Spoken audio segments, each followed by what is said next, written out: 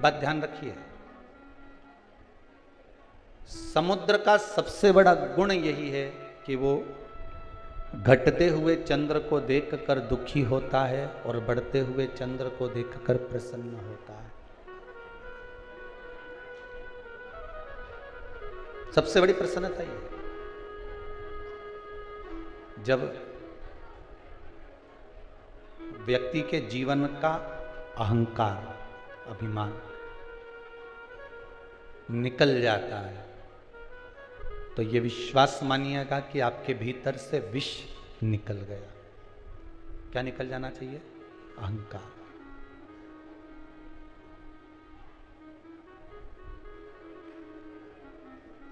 अभी परसों जलाया ही नहीं रावण। रावण कब जलाया?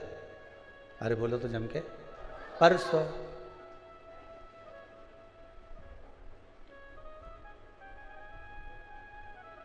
कोई कह रहा था रावण दुराचारी था,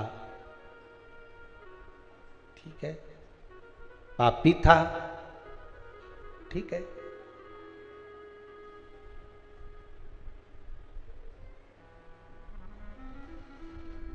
रावण दुराचारी भी था आपके हिसाब से, पापी भी था, पर आज के मनुष्य जैसा दोगला तो नहीं था।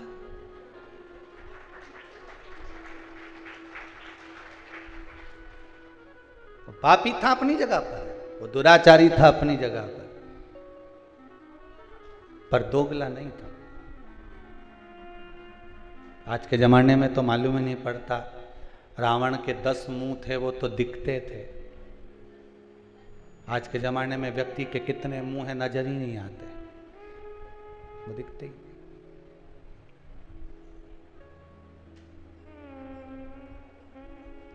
पर जिसने जो देखा उसे वही दिखा।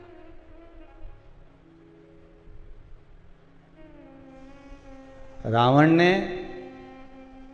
माता सीता का तो स्पर्श भी नहीं करा जब तक लंका में मां जानकी रही, पर आज तक भी अगर पुतला जलता है तो वो रावण का ही जलता है।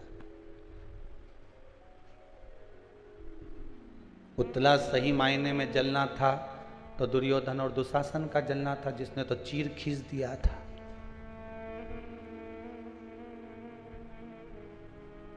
द्रौपदी का, पर नहीं, जिसने जो देखा। किसी विद्वान ने अगर देखा होगा लंकापति रावण में, तो ये देखा होगा कि शिव का उपासक है, शंकर का भगत है, विद्वान है, ज्ञानवान है, उसकी भक्ति, उसका बल बड़ा प्रबल है, उसका भाव बड़ा प्रबल है, उसको नजर आया होगा। पर कुछ अगर देखना है तो एक बात जरूर देखिएगा लंकाधिपति रावण में, कि वो पापी भी था, वो दुराचारी भी था, पर दोगला नहीं था।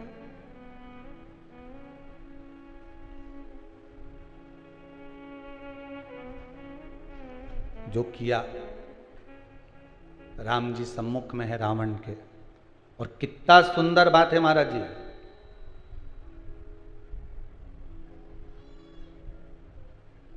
रावण संहिता के अंतर्गत लिखा है, भगवान राम ने रावण के पास में अपने छोटे भाई लक्ष्मण जी को भेजा था जब वो पड़ा हुआ था भूमि पर। किसको भेजा है? लक्ष्मण जी को। लक्ष्मण जी ने पूछा, भैया आप मुझे क्यों भेज रहे हो, किस लिए भेज रहे हो, क्या कारण है मुझे यहाँ भेजने का, और भेजना भी है आपको तो ये कहाँ भेज रहे हो? वो लंकाधिपति रावण के पास में, वो लंकेश के पास में, वो लंकाधिपति रावण के पास में मुझे भेज भी रहे हो तो कहाँ भेज रहे हो? जरा विचार करिए, कहाँ जा रहे हो? राम जी ने कहा, सुन लक्ष्मण, तुझे मैं जो भेज रहा हूं, तुझे जो मैं प्रदान कर रहा हूं, भेज रहा हूं, वो एक द्रोही रावण के पास नहीं भेज रहा हूं, एक द्रोही रावण के नजदीक में तुझे नहीं भेज रहा हूं। मेरे राम कहते हैं, लक्ष्मण मैं आपको भेज रहा हूं तो एक विद्वान, इसके बराबर दुनिया में कोई पंडित, कोई विद्वान ब्राह्मण नहीं होगा, मैं उसके पास भेज रहा हूं। तो भेजने का कारण क्या है? मुझे क्यों भेजा जा रहा है? तो लंकाधिपति रावण ने लक्ष्मण को जो ज्ञान दिया रावण संहिता के अनुसार, आप कभी पढ़ेंगे तो उसमें स्मरण आएगा। आप मुझे क्यों भेज रहे हो? मेरे राम कहते हैं कि जाओ लक्ष्मण, एक बार विद्वान इस लंकाधिपति रावण के चरणों में जाकर पूछो जरा कि क्या चाहता है, उसकी इच्छा क्या है।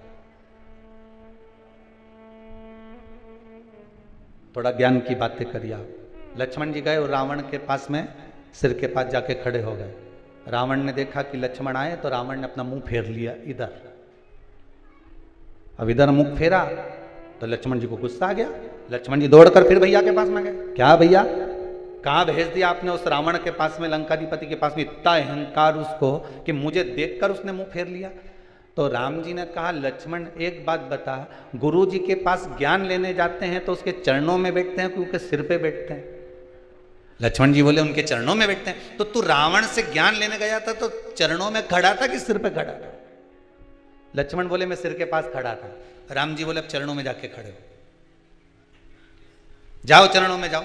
और रावण के चरणों में जैसे लक्ष्मण जी गए तब रावण ने लक्ष्मण जी को बुलाया और बुलाकर कहा, लक्ष्मण जी ने पूछा आपकी कोई अंतिम इच्छा हो, प्राण छूटने वाले हैं, आपके प्राण जाने वाले हैं, नाभि में अमृत सूख चुका है, बाण लग चुका है, आप मरने वाले हो, कोई आपकी इच्छा हो तो जरूर बताना। रावण मरते मरते भी एक सत्कर्म करते हुए चले गया। शायद दुनिया के लोग उसका वर्णन करें चाहे नहीं करें, पर पूर्णिमा शिव महापुराण की कथा आज ये अवस्थी परिवार भोपाल सरगुप्ता परिवार छत्तीसगढ़ से करा रहा है। तो इस प्रसंग को अपने जीवन में उतार कर रखना कि मरते मरते रावण एक सत्कर्म कर कर चला गया और लक्ष्मण जी से कहकर चले गया कि हे लखनलाल, मेरे राघव जी से विनती करना, मेरे राम जी से विनती करना कि मेरे जितने राक्षस मरे ये तो मेरे राम जी और लखनलाल जी और उनकी सेना के द्वारा मरे हैं। जो राम की सेना के द्वारा मरे हैं या राम के द्वारा मरे हैं या लखनलाल जी के द्वारा मरे हैं, उनके द्वारा मरे हुए मेरे सारे राक्षस तो उनके हाथ से मर मर के बैकुंठ चले गए, पर इतने सारे बंदर ये हमारे हाथ से मरे हैं, इनको बैकुंठ मिलेगा क्या जो हमारे हाथ से मरे? तो लखनलाल जी आप राघव जी से विनती करना कि मेरे प्राण आज दशहरे पर छूटे हैं, पर पूर्णिमा तक इंतजार करना, मेरा अंतिम संस्कार तब करना जब ये बंदरों को भी कुछ अच्छा पद प्राप्त हो जाए, इन बंदरों को भी अच्छा पद प्राप्त हो जाए। रावण का शव पड़ा रहा, मंदोदरी बिलखती रही, रोती रही, विभीषण बात और संवाद राम जी से करते रहे, पूर्णिमा तक पड़ा रहा। तब अंत बिंदु क्या हुआ?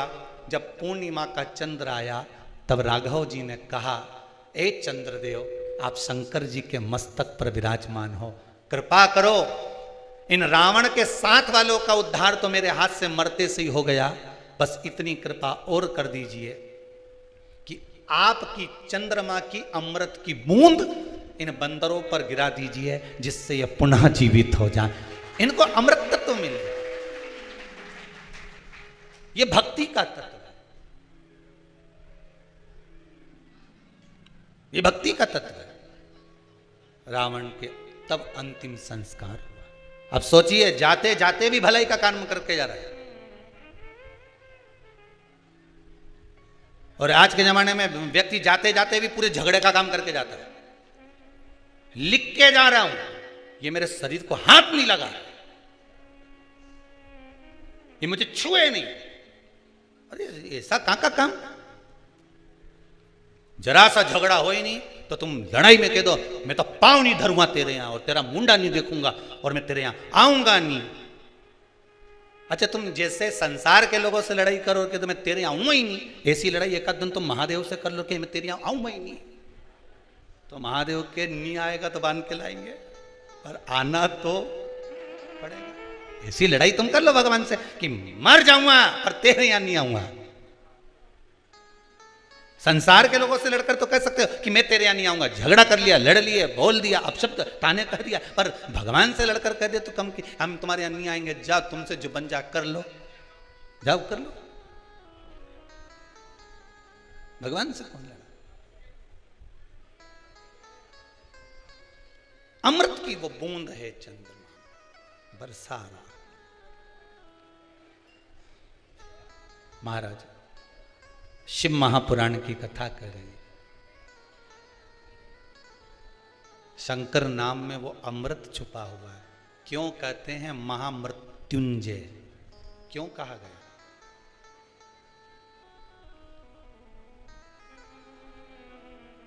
हम सार्वजनिक रूप से तो महामृत्युंजय मंत्र नहीं बोलेंगे, पर वायलिन के द्वारा, वाद्यंत्र के द्वारा आप अपने भीतर से वेद मंत्र का स्मरण, ओम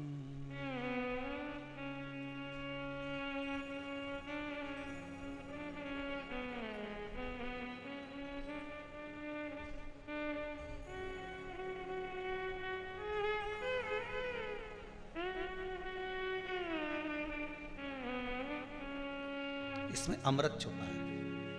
एक बार आप नेत्र बंद कर इसी वाद्यंत्र के साथ ध्यान लगाकर इस त्र्यंबक मंत्र का, महामृत्युंजय मंत्र का फिर एक बार स्मरण करिए।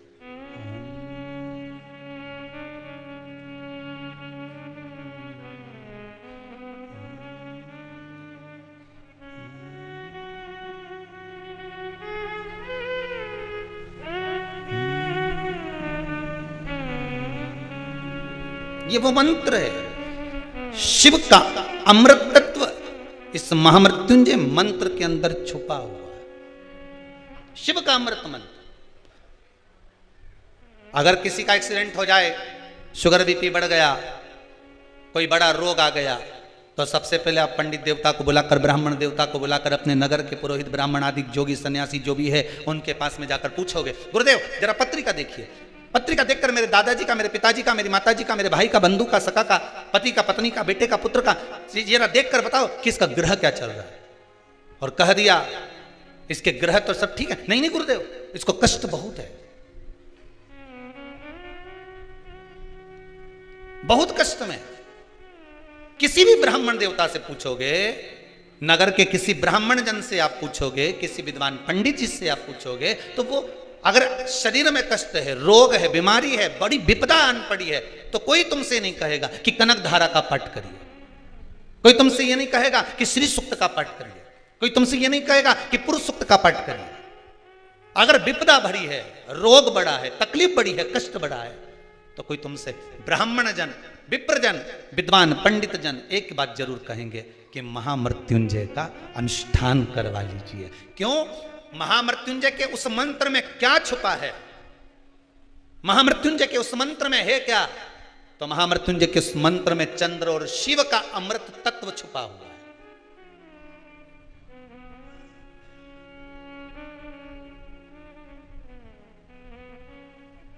वो अमृत तत्व छुपा है। श्री शिवाय नमस्तुभ्यम, ये शिव महापुराण का मूल मंत्र है। जैसे भागवत जी का मूल मंत्र है ओम नमो भगवते वासुदेवाय, रामचरितमानस का मूल मंत्र है सीताराम, श्री राम।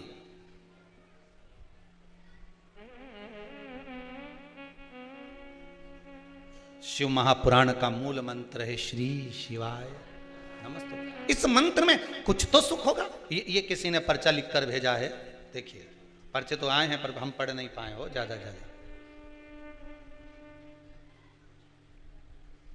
कमल किशोर जी शर्मा, मान सिंह चिकतलाया, इंदौर से आए हुए हैं। कहाँ बैठे हैं? कहीं बैठे हैं इधर? कमल किशोर जी ने पत्र लिखा है, तो इन्होंने लिखा है, मैं इंदौर मध्य प्रदेश से अपने परिवार व मेरी साली साड़ू भाई के साथ कुबेरेश्वर धाम आया हूँ। मेरे परिवार के साथ में रुद्राक्ष महोत्सव में मैं भी आया था, रुद्राक्ष प्राप्त किया था। मैंने मेरे पुत्र की नौकरी की कामना करी थी और बाबा ने मेरे बेटे की नौकरी लगा दी है। ये पत्र आया है, जहाँ बैठे होंगे उनका स्मरण होगा। इसी में एक और चीज़ लिखी है उन्होंने कि मेरे पत्नी को भी कोरोना हो गया था 90%, पर बाबा ने खूब लाज रखी है। ये पत्र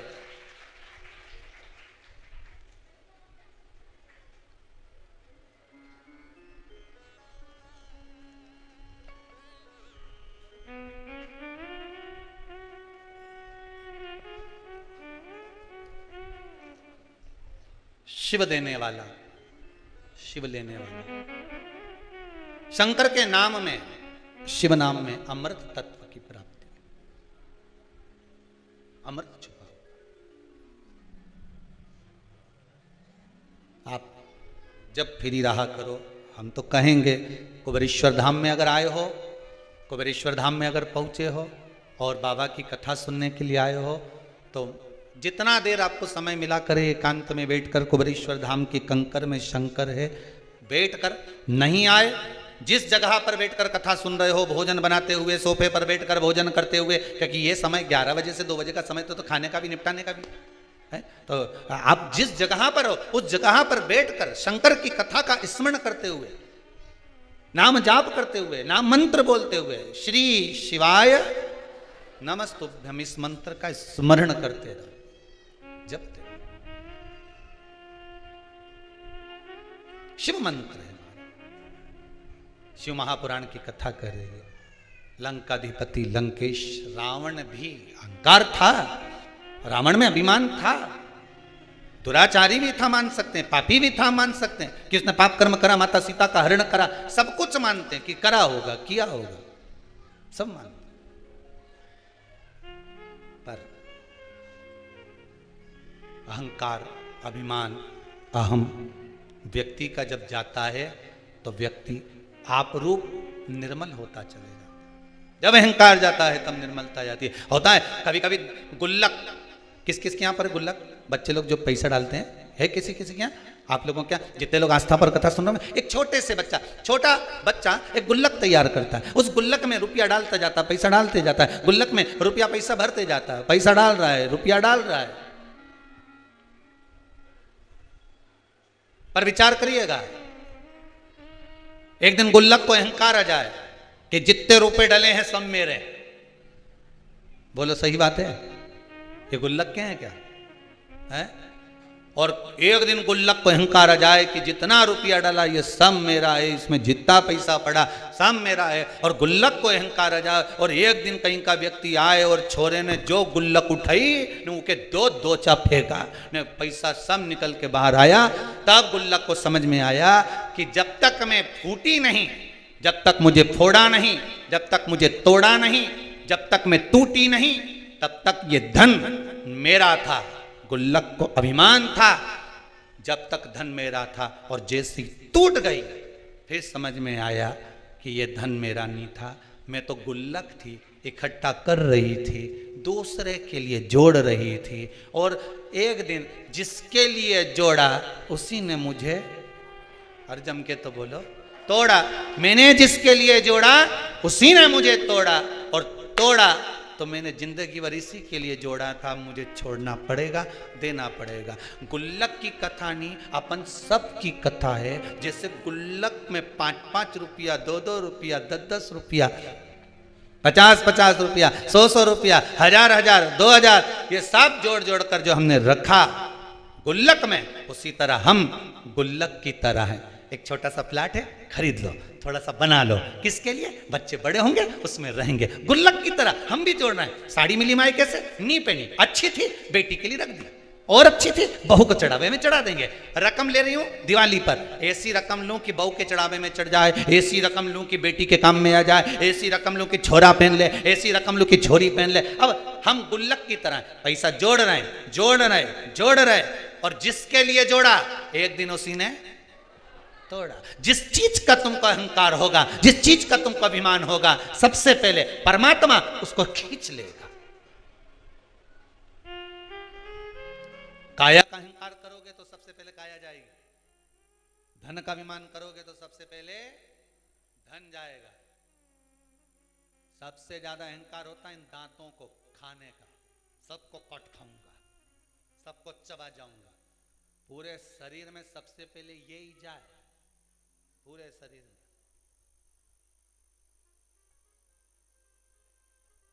अहंकार जिस चीज का हो वो छुड़ा लिया। स्वयं चंद्रदेव की कथा कहती है, चंद्रमा को अहंकार आ गया था, मेरी सुंदरता इतनी है, इतनी सुंदर चंद्रदेव स्वयं इतने इतने अभिमानित हो गए कि अपने गुरु की धर्म पत्नी तक को निगाह में दृष्टि में भर लिया। अहंकार,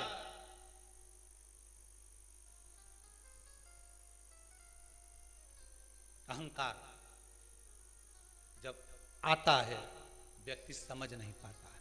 जब अहंकार आ गया वो समझा नहीं। वाणी भी कर्कश हुई।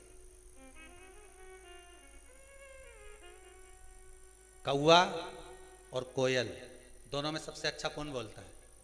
जम के तो बोलो जरा। कोयल अच्छा बोलती है, ठीक है।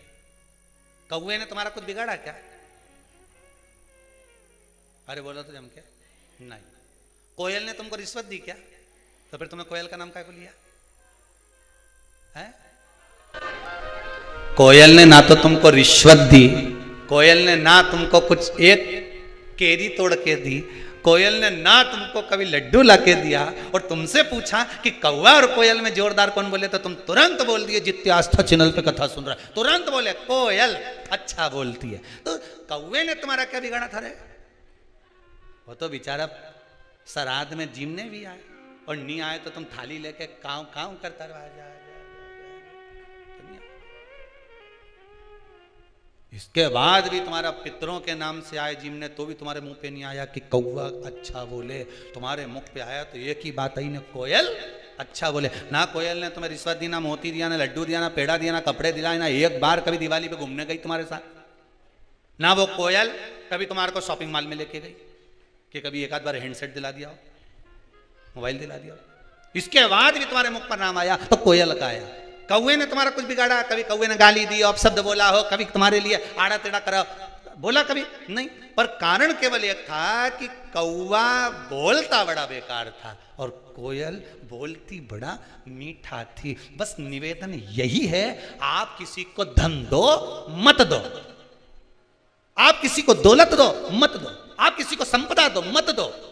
मेरा निवेदन केवल इतना सा है, घर में जितनी माताएं निवास करती हैं, घर में जितनी बहुएं निवास करती हैं, घर में जितने बेटे रहते हैं, घर में जितने बुजुर्ग रहते हैं, उन सब से निवेदन है कि कौवा ना तो किसी का कुछ बिगाड़ता है और कोयल ना किसी को कुछ देती है तो भी कोयल की बड़ाई होती है। उसी तरह तुम भी कुछ मत दो, रोटी बनाना हो तो बनाओ, नहीं बनाना मत बनाओ, जाओ ने कमरा में सो जाओ, पर मुंडा से जो आवाज निकालो तो कोयल जैसी निकालो, तो दुनिया में तुम्हारा पूछने वाला ढेर हो जाए, ढेर पूछेंगे।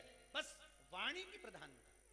वाणी ऐसी बोलिए जो मन का आपा खोए, पर आज के जमाने में वाणी ऐसी बोलिए जो जम के झगड़ा होए, पर उससे मत बोलिए जो तुमसे तगड़ा। आज का जमाना तो बोलो, मना नहीं, तुम करो काम ना करो तुम्हारी मर्जी पड़े उतना करो, पर मुख से जो वाणी निकले श्रेष्ठता की निकलना होना चाहिए। जो मुख से वाणी निकले वो अच्छी निकलना होना चाहिए, श्रेष्ठतम।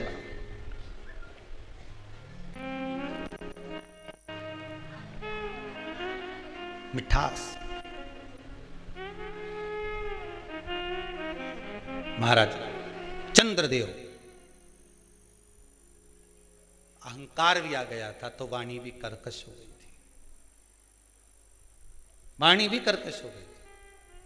अहंकार आ गया तो वाणी कर्कश हो गई। और कैसी कर्कश हुई कि चंद्रदेव ने कह दिया मुख से कि मेरी जो सुंदरता है वो बड़ी प्रबल है। बस इतना कहना था। रोहिणी उनकी ओर आसक्त हो गई, सारी रानियां दुखी हो गई। ससुर को मालूम पड़ा, ससुर ने श्राप दे दिया, चंद्र मैं तुम्हें श्राप, तुम्हारी काया गलने लगे, गिरने लगे, वो काया का रोग तुमको होगा। बस कारण यही शिव महापुराण की कथा कहती है, जिस चीज का तुम्हारे को अहंकार होगा, जिस चीज का तुमको अभिमान होगा, सबसे पहले वही जाए, वही।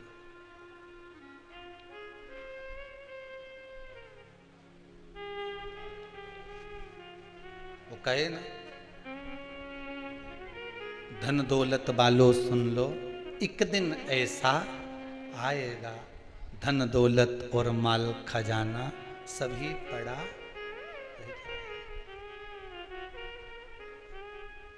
सुंदर काया माटी होगी, चर्चा होगी गली गली। ले लो रे कोई राम का प्यारा, शोर मचाऊं गली गली, शोर मचाऊं।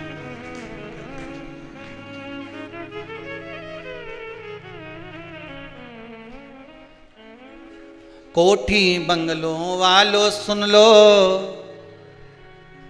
एक दिन ऐसा आएगा। अरे कोठी बंगलों वालों सुन लो, जिनको एक मिनट एसी के बिगर नींद नहीं आए, वो संसार में 3 दिन कैसे रहेगा? 3 दिन ही रखते ना। अरे बोले तो सही, एक दिन आग लगाई, दूसरे दिन तक ठंडा हुआ, तीसरे दिन भर के ले गए, छोड़ दिया। अब 3 दिन जो के मेरे पिताजी के बिना नहीं रह सकता, मैं अपनी माताजी के बिना नहीं रह सकता, मैं अपने बेटे के बिना नहीं रह सकती, मैं अपने परिवार के बिना नहीं रह सकता। वहां आग लगा के छोड़ आएंगे अकेले।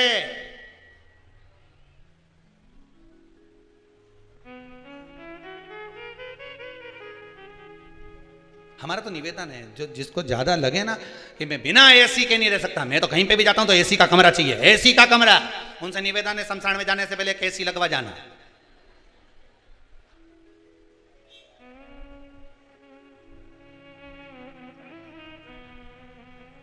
और कह देना ओपनिंग में करूंगा,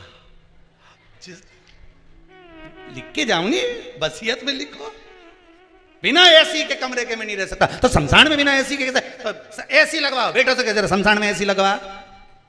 तो शमशान में कहां लगवाऊं? जहां मुर्दा जले। ओपनिंग कौन करेगा?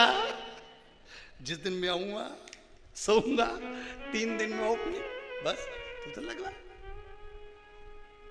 अरे कोठी बंगलो वालों सुन लो, एक दिन ऐसा, इसीलिए कहते हैं, बार बार निवेदन करते हैं, साल भर में कम से कम 5 दिन 7 दिन ऐसे निकालो कि गुरु के चरणों में जाकर रहो। जब गुरु के चरणों में जाकर रहोगे तो ना तुम्हारा एसी का कमरा मिलेगा, ना डनलप का गद्दा मिलेगा, एक जरा सा कारपेट मिल गया, उस पे छोटा सा चद्दर डाल लो, पड़े रहो। वहीं पे जाकर अहंकार टूटता है, केवल गुरु के दरवाजे पर। कहीं अहंकार टूटेगा तो वहीं टूटेगा, पड़े रहे 7 दिन 8 दिन गुरु के चरणों में जाकर, भगवान के चरणों में जाकर, किसी तीर्थ में जाकर, वहां अहंकार को तोड़ कर रहना, अहंकार के साथ। चंद्र को अहंकार था, काया का काया बेकार हो गई, ऐसी गई काया, टपकने लगी, टपक रही, रोने लगा चंद्रदेव, क्या करूं मैं, करूं क्या? देव ऋषि नारद मिले, नारद भी गुरु हैं, गुरु ने बता दिया, और गुरु होता ही ऐसा है, मार्ग बता दिया।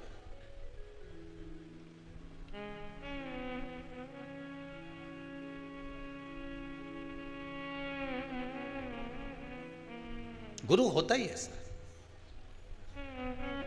एक व्यक्ति कभी भगवान का भजन नहीं करता था, कभी नहीं, जीवन में कभी उसने सत्कर्म नहीं करा, भजन नहीं करा, पाप ही पाप करा। एक दिन उसकी मां ने कहा, क्या बेटा तू दिन भर पाप करता रहता, गलत काम करते रहता।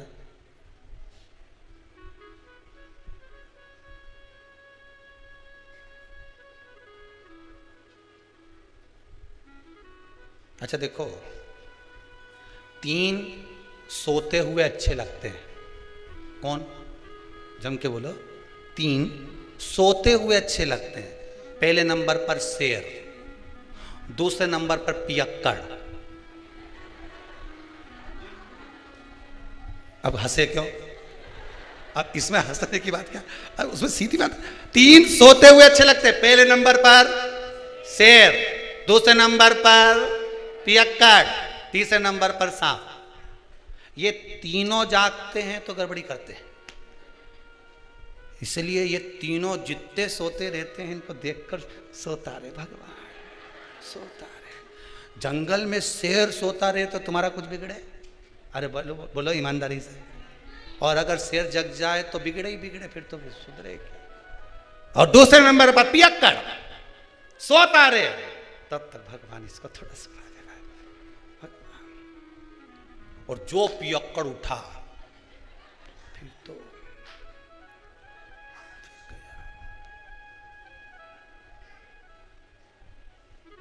और तीसरे नंबर पर सांप सोता हुआ अच्छा लगता है। कोटर में भरा रहे, एक छिद्र में पड़ा रहे, सोया रहे, अच्छा है। और सांप जब जग जाए तो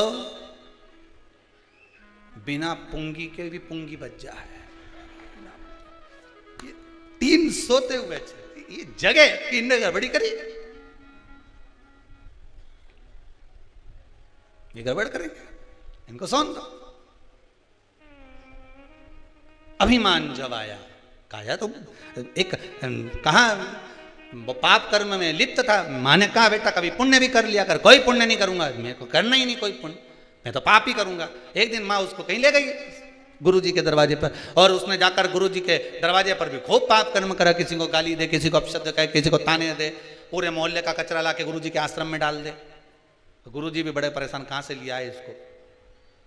फिर भी गुरुजी बोले ठीक है। अब वो जाने लगा। जाते जाते गुरुजी ने बहुत सारी बात एक दिन उसको लकड़ी तोड़ते समय कह दी। तोड़ते तोड़ते लकड़ियों को उतारते उतारते गुरुजी ने उसको बहुत सारी बातें कही। तो गुरुजी ने उससे पूछा, मैंने जो कहा तूने सुना? तो पापी जो जीव था वो बोला, काय को सुनूं, मैं मेरी माँ को कह के आया था, एक शब्द नहीं सुनूंगा तुम्हारा। गुरुजी ने कहा नहीं सुना? नहीं सुना। अरे नहीं सुना तो क्या हुआ, परंतु अब तो सुन ले। क्या? कल शाम को 4 बजे तू मर जाए।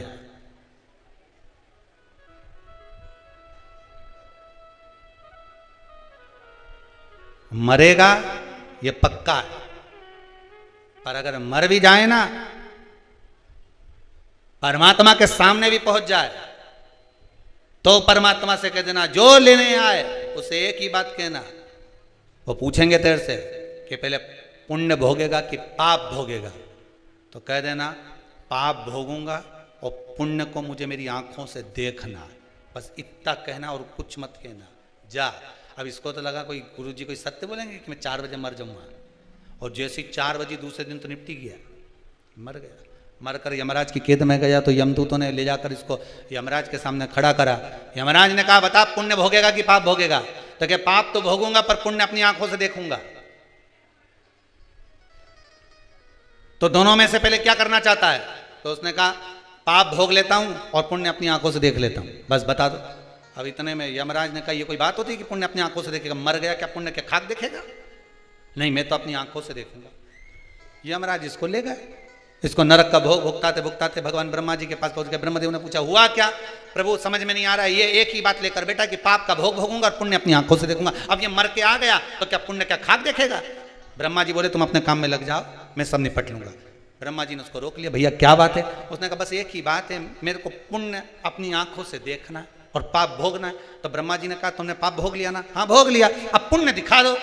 तो ब्रह्मा जी ने कहा भैया पुण्य केवल इतना सा है कि मरने से पहले तूने गुरु की एक बात मान ली और यहां आकर उस बात को कह दिया कि पाप भोगूंगा और पुण्य अपनी आंखों से देखूंगा। तूने गुरु की मात्र एक बात मानी, इसलिए तुझे मैं ब्रह्मा का साक्षात दर्शन हो गया। एक बात अगर तूने आज गुरु की मानी है तो ब्रह्मा का दर्शन हुआ है। ये शिव महापुराण की कथा वेद व्यास जी महाराज 24,000 श्लोक को शिव महापुराण के इन संवादों को, इन श्लोकों को, इस शिव महापुराण को, भागवत आदि पुराणों को अगर वेद व्यास जी ने लिखा है और किसी ब्राह्मण के मुख से आप श्रवण कर रहे हैं, एक संवाद, एक शब्द भी अगर आपने अपनी जिंदगी में उतार लिया तो यह पक्का है कि पुण्य तुम्हारे सम्मुख में आकर खड़ा हो जाएगा और परमात्मा का, मेरे शिव का एक ना एक दिन दर्शन जरूर हो जाएगा। यह पक्का है। आप मानो, उसका स्मरण करो। पर हम सोए हुए हैं, अहंकार हम खोए। महल अटारी वालों सुन लो, एक दिन ऐसा आएगा, धन दौलत और माल खजाना यहीं पड़ा रह जाएगा, सुंदर काया माटी होगी। कितना जोरदार था, कितना बढ़िया, सुंदर काया माटी होगी, चर्चा होगी गली गली, ले लो रे कोई राम का प्यारा, शोर मचाऊं गली गली, शोर मचाऊं गली गली। ये जाने वाले देव ऋषि नारद मिले, सम्मुख में प्राप्त हुए। चंद्रदेव ने हाथ जोड़कर पूछ लिया, बताइए प्रभु नाथ, ये काया जो गिर रही है, काया जो नष्ट हो रही है, इसका कोई उपाय हो तो अवश्य बताइए। कोई उपाय?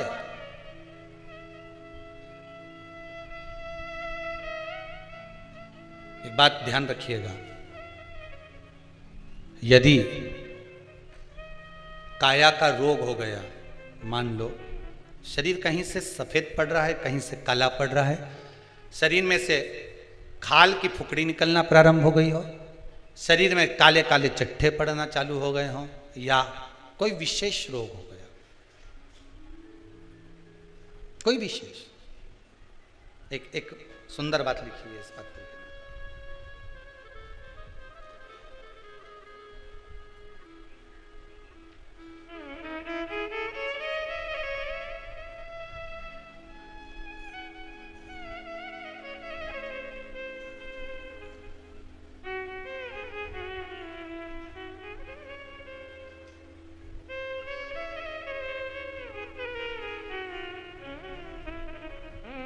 इसी पत्र में लिखा है,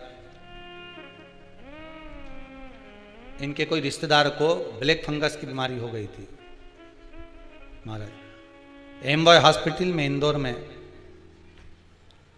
दिखाने के बाद भर्ती करा गया। डॉक्टर ने एमआरआई का लिख दिया और कह दिया कि इसके जबड़ा निकलेगा। ये जिनने लिखा है पत्र, जबड़ा निकलेगा। पर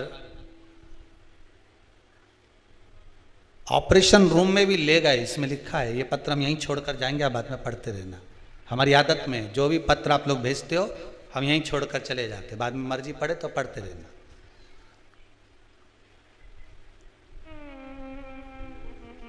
डॉक्टर ऑपरेशन रूम में ले गए और ले जाने के बाद बाहर जो बैठे थे उन्होंने श्री शिवाय नमस्तुभ्यम का जाप करना प्रारंभ करा, शिव पुराण पर विश्वास रखा।